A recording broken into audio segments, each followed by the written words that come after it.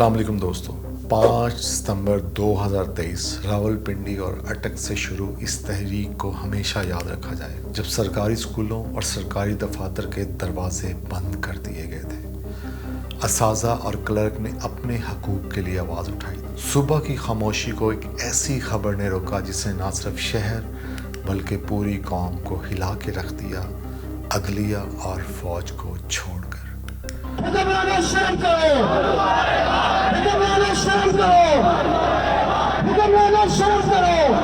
Schools की मुजवजा निजकारी, pension में कटौती और असातिज़ा की गिरफ्तारी के खिलाफ एहतजाज कर रहे हैं। असाजा और क्लर्क्स ने हड़ताल का ऐलान कर दिया, लेकिन क्या आप जानते हैं कि असल में हुआ क्या?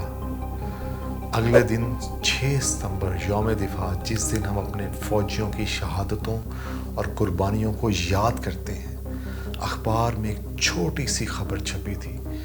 इतनी छोटी खबर जिसने सरकारी स्कूल के असातिज़ा का मजाक उड़ाया था।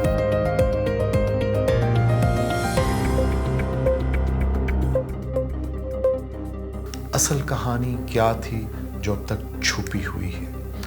5 सितंबर रावलपिंडी के बाद 12 को मुल्तान, 19 को गुजरांवाला, 26 को फैसलाबाद में एहतजाजी जलसे और रैलियां निकाली गई। 5 अक्टूबर से 20 अक्टूबर तक तालीमी बाइकाट जबकि दफातर की तालाबंदी रही। कहते हैं कि जब आप पे खुदा मेहरबान हो तो आपको मोटी जिल्द अता करता है। यही कुछ हुआ साजा के साथ, जो मार रोड पे सोए हुए रात के 1:30 बजे उन्हीं के शागिर्दों ने उन पर टूट पड़े, उनको हवालात में बंद कर दिया। कहते हैं कहीं भी नाइंसाफ़ी, हर जगह इंसाफ के लिए ख़तरा होती है। वो कौन सा राज था जो आज तक न खुल सका? वो कौन सी हकीकत थी जो अब तक छुपी हुई थी? और ये मसला असल में आकाओं और उनके ख़ानदान की वजह से हमारे मुल्क के मुस्तकबिल को किस तरह तबाह कर रहा था? क्या पेंशन का सारा मसला असातिज़ा का था या इससे पूरा माशरा तबाह हो रहा था? चलिए जानते हैं इस एपिसोड में। दोस्तों, 5 फरवरी 2020 को वर्ल्ड बैंक ने पाकिस्तान के पेंशन सिस्टम पर एक रिपोर्ट जारी की, जिसमें वर्ल्ड बैंक की हालिया तहकीक के मुताबिक पाकिस्तान जनूबी एशिया में सबसे ज़्यादा सिविल सर्विस पेंशन रखता है। औसतन एक मुकम्मल कैरियर सिविल सर्विस मुलाजिम को रिटायरमेंट से पहले की बुनियादी उजरत का तकरीबन 122% मिलता है। इसके अलावा रिटायरमेंट के फ़वाइद में मेडिकल अलाउंसेस पेंशन का 75% शामिल है, जो पेंशनर्स के ख़ानदान को मौत के बाद अदा किया जाता है। 2015 में सुप्रीम कोर्ट के फैसले के मुताबिक अब कम्यूटेड पेंशन भी 12 साल बाद बहाल हो चुकी है। 60 सफ़ात की रिपोर्ट में 3 मेन बुनियादी नकायत हैं। रिपोर्ट में मौजूद पेंशन स्कीम के मुस्तकबिल के अखराजात का तखमीना लगाया गया है और मुख्तलिफ इस्लाहाती इख्तियारात के लिए लागत और फ़वाइद की मनासियत का अंदाज़ा लगाया गया है।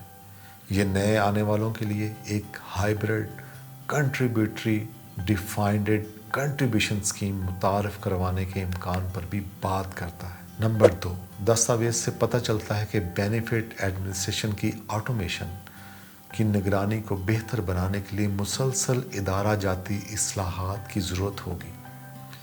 इसमें ज़िक्र किया गया है कि उन इस्लाहात के पेंशन के अखराजात में इजाफे को रोकने के इक़दामात के साथ हम आहंग किया जाना चाहिए। नंबर 3, एक इस्लाहाती प्रोग्राम का बतौर जायज़ा लिया जाना चाहिए और मुख्तलिफ पैरामीटर्स और मुंतकली के इंतज़ामात के असरात को दुरुस्त करने के लिए इस्लाहात के इख्तियारात की इजाफी मॉडलिंग की ज़रूरत है। आपको पता है कि मुल्क उसके बाद क्राइसिस में चला गया और फिर आ गया IMF। स्टाफ लेवल माहिदे के मनाजिर इस वक्त आप देख रहे हैं। वज़ीर-ए-आज़म शहबाज शरीफ यहाँ पर मौजूद हैं। वर्ल्ड बैंक की सिफारिशात को मद्देनज़र रखते हुए पाकिस्तान की हुकूमत ने पेंशन रिफॉर्म्स पर गौर शुरू कर दिया। फाइनेंस मिनिस्टर इसहाक डार ने जून 2023 में पेंशन रिफॉर्म का ऐलान कर दिया। मसला चल रहा है और इसको ठीक बहुत मुद्दत पहले हो जाना चाहिए। 800 अरब पे हमारा पेंशन का बिल चला गया।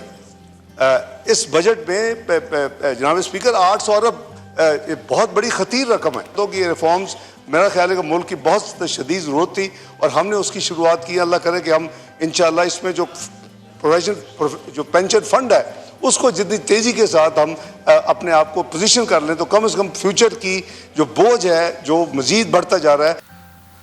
فائنانس منسٹر نے پینشن ریفارم کا اعلان کرتے ہوئے کہا کہ پینشن فنڈ کا قیام ہوگا جسے پینشن پیمنٹ کو بہتر طریقے سے مینیج کیا جائے گا.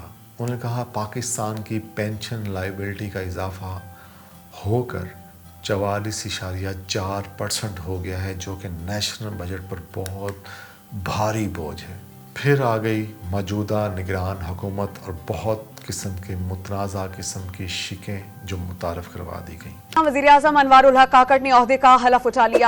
اصلاحات 2023 کے مطابق بیوہ کی وفات کے بعد غیر شادی شدہ متعلقہ بیوہ بیٹی یا بہن 10 سال تک پینشن کی حقدار ہوگی. گزشتہ 10 سال گزرنے کے بعد فیملی پینشن بند ہو جائے گی. ایک اور اصلاحات کے مطابق کمپاؤنڈنگ انکریز بالکل ختم ہو جائے گا. ایک اور پینشن اصلاحات کے مطابق پینشن کم گریجویٹی اسکیم 1954 کی جگہ نئی کنٹریبیوشن پینشن اسکیم نافذ کی جائے گی. نئی پینشن اصلاحات کے مطابق ملازم کی بنیادی تنخواہ کے بجائے پچھلے 36 ماہ کی اوسط بنیادی تنخواہ لی جائے گی. ایک اور اصلاحات کے مطابق 35% پینشن کمیوٹ کے بجائے 25% کمیوٹ ہوگی. نئی پینشن اصلاحات میں یہ بھی تجویز کیا گیا ہے کہ اگر کوئی ملازم 60 سال کی عمر سے پہلے ریٹائرمنٹ لینا چاہتا ہے تو اس کی پینشن میں 3% سالانہ کٹوتی کی جائے گی. ابھی کہیں نہ جائیں آپ، ابھی بات ختم نہیں ہوئی. اساتذہ اور آل پاکستان کلرک ایسوسی ایشن کے رہنماؤں نے دعویٰ کیا ہے کہ سرکاری اسکولوں کی نجکاری کی صورت میں پرائمری کلاسز کی فیسز 2000، مڈل کلاس کی 5000، ہائی کی 10,000 اور کلاسز اور ہائر سیکنڈری اسکولوں کی فیس 12,000 روپے ہو جائے گی. بات تو سچ ہے مگر قرآن کی مقدس کتاب کے بعد پاکستان کی سب سے مقدس کتاب آئین پاکستان میں ایجوکیشن کے بارے اور اساتذہ کے بارے کیا لکھا ہے آئیے جانتے ہیں. آرٹیکل 25 میں تعلیم کا حق. اس آرٹیکل کے مطابق ریاست کو 5 سے 16 سال کے تمام بچوں کو قانون کے مطابق مفت اور لازمی تعلیم فراہم کرنا چاہیے. ایک اور آرٹیکل 37B سماجی انصاف کی ترویج اور سماجی برائیوں کا خاتمہ. اس میں ذکر ہے کہ ریاست کو جہالت دور کرنی چاہیے اور مفت اور لازمی دائمی تعلیم فراہم کرنی چاہیے جو کم سے کم ممکن مدت میں میسر ہو. ایک اور آرٹیکل 38D عوام کی سماجی اور معاشی بھلائی کی ترویج. اس میں ذکر ہے کہ ریاست کو تمام شہریوں کو جنس، ذات، عقیدہ یا نسل کے بغیر زندگی کی بنیادی ضروریات جیسا کہ تعلیم فراہم کرنا چاہیے. اب چلتے ہیں ذرا اساتذہ اور سرکاری ملازمین کے حقوق کی طرف. آرٹیکل 18 اور 25 آپ کو پڑھنے چاہیے لیکن آرٹیکل 27 میں سروس کے امتیاز کے خلاف حفاظتی تدابیر. یہ آرٹیکل حکومت کے ملازمین سے زیادہ رابطہ رکھتی ہے. یہ یقین دلاتی ہے کہ نسل، مذہب، ذات، جنس، رہائش یا پیدائش کی جگہ پر سروس میں کوئی امتیاز نہیں ہوگا. اب جانتے ہیں اس سارے کھیل کے مضمرات اور اثرات کیا پڑ رہے ہیں معاشرے پہ. پینشن، ایک استاد جو ریٹائرمنٹ کے لیے جو ساری عمر اپنی ریٹائرمنٹ پہ ہی اپنے خواب پورے کر سکتا ہے، وہ پینشن قوانین میں تبدیلی سے بری طرح مالی استحکام کے خطرے میں آ چکا ہے جس سے تناؤ اور اضطراب ہے. بطور استاد آپ یہ جان کر کیسا محسوس کریں گے ریٹائرمنٹ کے بعد نہ تو اپنی بیٹی کو بیاہ سکیں گے اور نہ کوئی گھر لے سکیں گے. نمبر 2 ہے تعلیم میں خلل. جاری مظاہروں کی وجہ سے اسکول بند ہو رہے ہیں. طلبہ کے تعلیم میں خلل پڑ رہا ہے. ایک طالب علم کے طور پر آپ مسلسل احتجاج کی وجہ سے اپنی تعلیم میں آنے والی رکاوٹ سے کیسے نمٹیں گے؟ نمبر 3 ہے والدین اسکولوں کی فیسوں میں اضافے سے جو پریشان ہیں۔ اسکولوں کی نجکاری فیسوں میں اضافے کے سبب بن سکتی ہے، جس سے بہت سے خاندانوں تک تعلیم کی رسائی کم یا ختم ہو جائے گی۔ بحیثیت والدین آپ نجکاری کی وجہ سے اسکولوں کی فیسوں میں ممکنہ اضافے سے کیسے نمٹیں گے؟ اور ان پینشن ترامیم سے بظاہر نظر آتا ہے کہ پاکستان کا تعلیمی نظام تقریباً ختم ہو چکا ہے۔ اب ڈالتے ہیں نظر کچھ موجودہ حالات کے بارے میں جو موجودہ گورنمنٹ کر رہی ہے۔ سب سے پہلے ہے پے اور پینشن کمیشن PPC نے موجودہ پینشنرز اور ملازمین کے لیے پینشن اسکیم میں کچھ ترامیم کی تجاویز دی ہیں۔ یہ ترامیم پینشن کی بڑھتے ہوئے خرچ کو کم کرنے میں مددگار ثابت ہوں گی۔ IMF شرائط کے بعد پینشن ریفارمز۔ پرائم منسٹر انوار الحق کاکڑ کی قیادت میں کیئر ٹیکر حکومت نے IMF کی سخت شرائط کے بعد پینشن رولز میں کچھ بڑی ریفارمز کا اعلان کیا ہے۔ حکومت نے فسکل ایئر 2023-24 کے لیے سیلری اور پینشن میں اہم اضافہ بھی کیا ہے، جو موجودہ ملازمین کے لیے اور ان کے ریٹائر ہونے والے افراد کے لیے کچھ خوشخبری سمجھی گئی ہے۔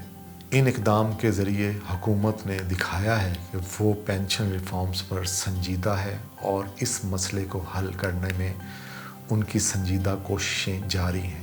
اب چلتے ہیں کہ اس کا حل کیا ہے اور دنیا میں اس کا حل کس طرح ہوا تھا اور ہم اس کا حل کیسے اختیار کر سکتے ہیں۔